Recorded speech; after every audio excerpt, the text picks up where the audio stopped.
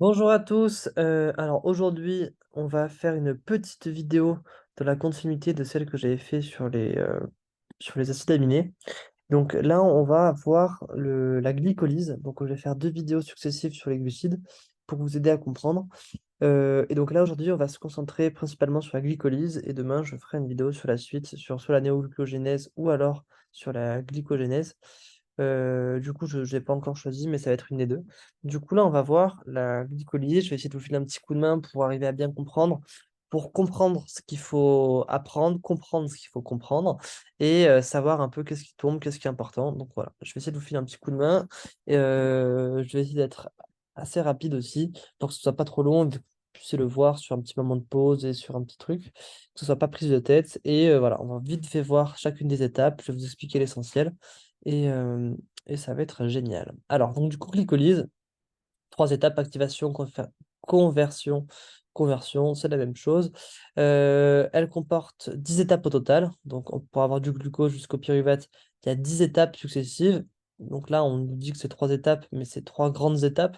Mais là, chaque flèche représente une nouvelle étape. Donc là, on voit les principales étapes, parce que nous, ce qui va nous concentrer, c'est l'énergie. On voit bien qu'à ce niveau-là, un ATP rentre et que là, 3 ATP sortent. Donc du coup, vous allez voir qu'au total, ça fait 2 ATP qui rentrent pour 3 qui sortent, parce que à ce niveau-là, on passe de sucre composé à 6 carbones à des sucres composés à 3 carbones, parce que le fructose 1,6-biphosphate se coupe en deux. Du coup, c'est pour ça qu'en fait, au final, ça nous coûte 2 ATP pour en avoir la production de 3. Alors, euh, l'ensemble de ces 10 étapes se déroule uniquement dans le cytosol. Alors ça, c'est un truc qui est important à comprendre en opposition à la néoglucogénèse, qui est le sens inverse pour passer du pyruvate au glucose. C'est que ici, tout se fait uniquement dans le cytosol. Le cytosol, c'est la partie de la cellule qui va être... donc il y a la membrane plasmique, on imagine. À l'intérieur, il va y avoir le noyau et les organites, mitochondries, réticulum endoplasmique. Et c'est toute cette partie qui va être à l'extérieur de ça, le cytosol. Alors que dans la no-glucogénèse, des étapes vont se dérouler à l'intérieur même des mitochondries. Donc la première étape, phosphorylation du glucose. Donc ça, c'est un truc qui est très facile. C'est qu'en gros, on a notre glucose de base que vous connaissez, c'est la molécule sous forme cyclique. Et en fait, un ATP va venir être hydrolysé par une exokinase pour se être rajouté ici. Donc là, on nous dit que la différence entre l'exokinase et la glucokinase, c'est que l'exokinase est celle qui va être responsable de la formation de la glycolyse parce que c'est celle qui est présente dans toutes les cellules. Alors, contrairement plutôt à la glucokinase, qui, elle, va être principalement présente dans le foie, d'accord? Qui a une affinité pour le glucose qui est plus faible. Donc ça, il ne faut pas tout apprendre par cœur, mais il faut connaître que c'est l'exokinase qui est ubiquitinaire et qui va avoir une spécificité large pour tous les types de sucre. Ok? Donc ça, c'est un truc à comprendre. Donc voilà, glucokinase exclusivement hépatique, faible, faible affinité. Tac, tac, tac. Voilà. Et donc, c'est au niveau du foie. Elle permet de synthétiser le glycogène. Donc, c'est ce qu'on verra plus tard. C'est la fin du cours. Là, on est sur le glucose pyruvate parce qu'on veut transformer le glucose, le sucre en énergie. Mais quand on veut stocker le sucre, on transforme le glucose en glycogène pour pouvoir l'utiliser plus tard. Et ça, c'est un truc expliqué après. Ensuite, isomérisation. Isomérisation, ça veut dire qu'on ne va pas changer de constituant. Il va y avoir euh, les mêmes constituants, il va y avoir va pas y avoir de constituants qui se rajoutent ou qui partent. On va garder la même équipe et on recommence différemment grâce à la phosphoexose isomérase, la PHI, qui va venir en fait créer un lien entre le O ici et le carbone numéro 2. Et en fait, du coup, ce lien-là va disparaître et du coup, on se retrouve avec cette petite trait qui monte vers le haut ici. Donc là, on passe d'un glucose parce qu'on a 6 carbones cycliques à un fructose parce qu'on n'a plus que 5 carbones cycliques. 6 phosphates parce que les deux sont toujours phosphorylés au niveau de leur sixième carbone. C'est que on garde 6 carbones, 1, 2, 3, 4, 5, 6, et voilà. Ensuite, étape de phosphorylation. Donc là, à nouveau, on va phosphoryler un ATP, cette fois-ci grâce à une enzyme qu'on appelle la phosphofructokinase 1. Elle est très importante, vous allez voir qu'elle a un rôle de régulation qui est énorme, on en parle rapidement ici. C'est une enzyme allostérique qui va avoir un rôle clé dans la régulation de la glycolyse. Donc PFK1, on retient, et parce que vous allez voir que plus tard, on va parler de la PFK2. qui va avoir un rôle différent. Du coup, ici, on passe du fructose 6-phosphate, parce qu'on a un fructose qui est phosphorylé sur son système carbone, à un fructose 1,6-biphosphate, parce que du coup, le phosphate va venir se rajouter au niveau de ce premier carbone-là. D'accord? Donc là, c'est pas très compliqué. Là, il faut retenir que c'est la PFK1 qui le fait, et que l'ATP, et que du coup, il y a un ATP qui doit être hydrolysé pour pouvoir avoir l'apparition sur notre premier carbone de ce phosphate. Alors là, c'est l'étape dont je vous ai un petit peu parlé en amont. C'est comment on va passer d'un composé à 6 carbones à deux composés à 3 carbones. Donc le fructose 1,6-biphosphate, ici, ça va venir être coupé en deux pour former deux molécules à 3 carbones. Donc deux trioses concernant le glycéraldéhyde triphosphate, qui est un chef de file d'un des grands groupes de sucre que vous avez vu au tout début du cours. Donc ça, il faut bien le s'en rappeler. Et une molécule de dihydroxyacétone phosphate. Voilà, donc ça, c'est les deux grands trios qui vont apparaître. Et c'est à partir de ces deux trios qu'on va continuer à faire la suite. Donc c'est une étape qui est réversible parce qu'à nouveau, il n'y a pas d'hydrolysation d'ATP. C'est uniquement à ces moments-là que les relations vont être dites irréversibles. Donc cette réaction, elle est permise par ce qu'on appelle la fructose 1,6-biphosphate et donc aldolase. Et donc là, un truc qui est pratique pour apprendre tout ça, c'est que souvent les enzymes ont les noms des molécules en amont. C'est que là, on parle de fructose 1,6-biphosphate. Ah ben ici, c'est la fructose 1,6-biphosphate auquel on rajoute aldolase. Du coup, au final, la seule nouvelle chose qu'il y a à apprendre, c'est le aldolase ici. Cette aldolase présente dans toutes les cellules va procéder à l'ouverture du pont hémicytal en utilisant une molécule d'eau. C'est-à-dire qu'on va séparer ces différents constituants grâce à une molécule d'eau qu'on va devoir rajouter pour équilibrer. Donc ça, quand on regarde, c'est que quand on prend ces deux composés, on retrouve exactement les mêmes composés ici, avec en plus une molécule d'eau qui va venir se rajouter pour que ce soit équilibré. Parce que dans cette partie-là, il manquera un O, et dans cette partie-là, il manquera deux H.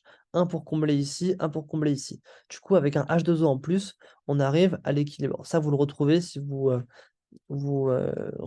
écrivez de manière sous forme écrite et sous forme avec toutes les molécules qui apparaissent, tous les atomes qui apparaissent, cette forme chimique, il manque un H2O pour retomber sur la même somme des atomes que celui-ci.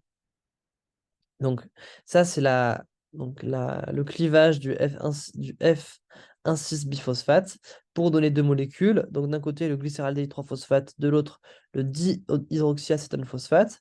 Et puis en fait, là, on voit qu'il y a une interconversion entre ces trioses. C'est que les deux trioses, donc phosphates, sont des isomères. Donc il y a les mêmes molécules de chaque côté et sont intercompatibles. On passe du 3-PGA au DHAP par une isomérase, triose phosphate isomérase, TPI. Donc triose parce qu'on est sur des sucres à 3 carbones. La 3-PGA est la seule substrat de l'étape qui va suivre dans la glycolyse.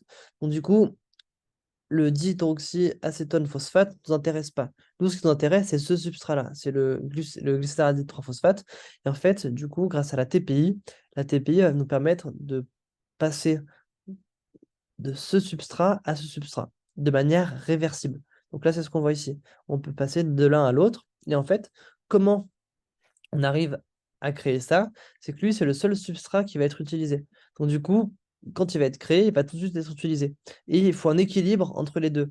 L'enzyme, elle va faire en sorte qu'il y ait 50% de cet enzyme, de ce substrat-là, 50% de ce substrat-là. Mais comme uniquement lui va être utilisé, en fait, l'équilibre va se déplacer constamment. C'est que constamment, lui va être utilisé. Du coup, lui, pour équilibrer, pour qu'on soit toujours sur le 50-50, on va transformer le DHAP en 3-PGA. D'accord? Donc, cette étape est qui est réversible parce qu'elle ne consomme pas d'énergie. L'énergie, c'est l'irréversibilité, c'est uniquement sur les étapes où il y a de l'ATP qui s'hydrolyse. 3-PGA sert à la poursuite de la voie. Cette molécule est convertie en 1,3-diphosphoglycérate, premier composé riche en énergie, par incorporation d'un groupe en phosphate à partir d'un phosphate inorganique. Donc, c'est une réaction d'oxydation catalysée par une glycéraldéhyde 3-phosphate. Donc, à nouveau, on retrouve le, le nom de la molécule au-dessus, donc glycéraldéhyde 3-phosphate. Glycéraldéhyde 3-phosphate déshydrogénase, qui utilise comme coenzyme le NAD+, pour donner du NaCH. C'est une fonction qui est encore réversible. Donc là, on voit qu'il y a l'incorporation d'un nouveau phosphate. Mais cette fois-ci, comme ce n'est pas un phosphate qui vient de l'ATP, il n'y a pas de consommation d'énergie. Du coup, c'est réversible. Donc là, on voit notre glycéraldéhyde déshydrogénase qui va venir mettre le P ici à la place d'un H. Du coup, création d'un ADH, très important, il faut connaître tout ça. La création des molécules accessoires, ça, il faut connaître. Et aussi l'apparition du P à ce niveau-là. D'accord? Donc ça, ce sont des choses qui sont à connaître et surtout apprendre, sans les même si ce ne sont pas à apprendre, ces formules développées, elles sont très importantes pour visualiser le développement, pour visualiser l'avancée de l'avancée de la réaction. Septième étape, donc, molécule 1,3 biphosphoglycérate, donc c'est le nom de cette molécule-là, 1,3, parce que sur le 1 et le 3, on va avoir deux phosphates. Comme tout à l'heure, on avait le fructose 1,6 biphosphate, là, on a le diphosphoglycérate 1,3, parce qu'on va avoir un phosphate sur la molécule 1, un phosphate sur la molécule 3. Donc, cette molécule, c'est la première composée riche en énergie. Elle va transférer son groupement phosphate, qui possède une liaison riche en énergie, à de l'ATP pour former de l'ATP. La réaction s'appelle la phosphoglycérate kinase. D'accord? Donc, la kinase va permettre de prendre l'ATP et en chopant un des phosphates, donc le phosphate du haut, de créer un ATP. Donc du coup, c'est une oxydation phosphorylante de la glycolyse cytoplasmique, phosphorylation de l'ATP en ATP. C'est une réaction réversible. Alors cette fois-ci, c'est une réaction réversible parce qu'on passe de l'ATP de l'ADP à l'ATP. Et ça marche parce que la molécule qui va être riche en énergie, c'est l'ATP. Donc là, c'est une des rares transformations dans le corps humain qui permet directement la création d'ATP. Donc ça, c'est à retenir, c'est important. Et je vous rappelle que cette molécule de base ici, c'est la première molécule initiale qu'on a divisée en deux. Donc du coup, en partant d'une molécule de glucose, on arrive à avoir 2 1,3-diphosphoglycérate. Parce qu'à l'étape juste d'avant, on a coupé en deux. Donc là, pour une molécule de glucose initiale, toutes les étapes d'après sont multipliées par deux. Du coup, ça veut dire que au début, on a utilisé 2 ATP, et déjà à ce niveau-là, on arrive à avoir 2 ATP qui sont créés. Donc déjà, on est sur une neutralité énergétique. Donc voilà, donc là, c'est là aussi très important à prendre, phosphoglycérate kinase. Étape 8, formation de 2 phosphoglycérates. Donc du coup, on avait la 3 phosphoglycérates, et donc là, on va avoir simplement une isomérisation, un réarrangement intramoléculaire. Sous l'accélération de la phosphoglycérate, donc on prend à nouveau le nom du procédé au-dessus, mutase, qui permet de passer de 3 à 2 phosphoglycérates. Donc là, on va juste avoir le phosphate qui a passé de ici et qui va passer juste au-dessus. L'enzyme PGM, impliqué pour coenzyme le 2,3-DPG. Donc là, il faut comprendre qu'il y a aussi une coenzyme qui va venir aider l'enzyme à faire cette modification. Cette réaction qui n'utilise pas d'énergie est donc réversible. Étape 9, formation du 2-phosphoénol pyruvate, PEP. On va en reparler aussi au niveau de la néoglucogénèse, parce que l'étape d'après va être refaite dans ce sens-là, et ça sera le prochain constituant qui sera à la base de la création à nouveau de glucose. Donc, se produit sous l'action de l'énolase avec du Mg+ en cofacteur. Mg+, manganèse de plus, ça c'est un piège qui tombe très très souvent, c'est qui dit le cofacteur va être du cuivre, le cofacteur va être du zinc, le cofacteur va être du fer. Donc ça, il faut bien le noter, le mettre noté dans le coin de votre tête. Non, le cofacteur c'est du manganèse, pas autre chose. Donc c'est une déshydratation de la molécule de base. Perte d'une molécule d'eau entraîne un remaniement intramoléculaire et la formation de composés riches en énergie. Donc là, la création du PEP, ça va être une molécule qui va être riche en énergie et qui va permettre la création d'un nouvel ATP, qui va pouvoir libérer son phosphate. Mais pour ça, avant de devenir le PEP, il doit perdre une molécule d'eau. Et donc on voit que la molécule d'eau qui est perdue, elle vient principalement de cet endroit-là et de cet endroit-là. Donc là, on voit que du coup, au niveau du PEP, on va avoir une liaison faible entre le C, le O et les phosphates, parce que du coup, le C aimerait lier une double liaison avec le O. Donc du coup, ça va entraîner, ça va pousser le phosphate à partir. Et donc du coup, on arrive sur la dernière réaction, qui est l'obtention du pyruvate, qui est donc la 10e réaction qui va être irréversible, avec la première, la 3e et celle-ci, qui sont les trois endroits où va y avoir création d'énergie, entre autres. Et à ce moment-là, c'est parce que le phosphate va se décaler. Le groupement phosphate contenu dans le PEP va être transféré à une enzyme molécule d'ATP pour former une molécule d'ATP avec production de pyruvate. L'enzyme impliquée est un pyruvate kinase, c'est une réaction qui est irréversible dans les conditions physiologiques. D'accord? Donc là, on prend notre molécule de base, on enlève juste le phosphate et il y a un ADP qui va le récupérer. Donc, le nom de l'enzyme s'appelle la phosphoénolpyruvate. Donc, c'est vraiment le nom de ce qu'il y a au-dessus. Et non, pardon. Le groupement ADP par une pyruvate kinase. Excusez-moi, je me suis trompé. Voilà, ça me paraissait bizarre. Pyruvate kinase, quand le mot kinase est employé, c'est quand tout va toucher à l'énergie. Donc là, avec notamment l'information du pyruvate. Le pyruvate qui est le dernier système, qui est la dernière molécule de la glycolyse. Et ensuite, on va pouvoir voir la suite avec les différentes réactions autour de la glycolyse qui vont pouvoir se faire. Donc d'un côté, on va pouvoir parler de la transformation en lactate, et de l'autre, ça va être sûrement le sujet de la prochaine vidéo qui va être un peu plus compliqué, ça va être la néoglucogénèse. D'accord? Donc j'espère que cette partie, ça vous a aidé à avoir un peu plus clair. Je fais ça rapidement, donc n'hésitez pas à reprendre, à faire des pauses, à réécouter. Donc ça, c'était à connaître par cœur, ça tombe très régulièrement, c'est vraiment très important. Faites bien les annales. Et n'hésitez pas à me poser des questions si vous en avez.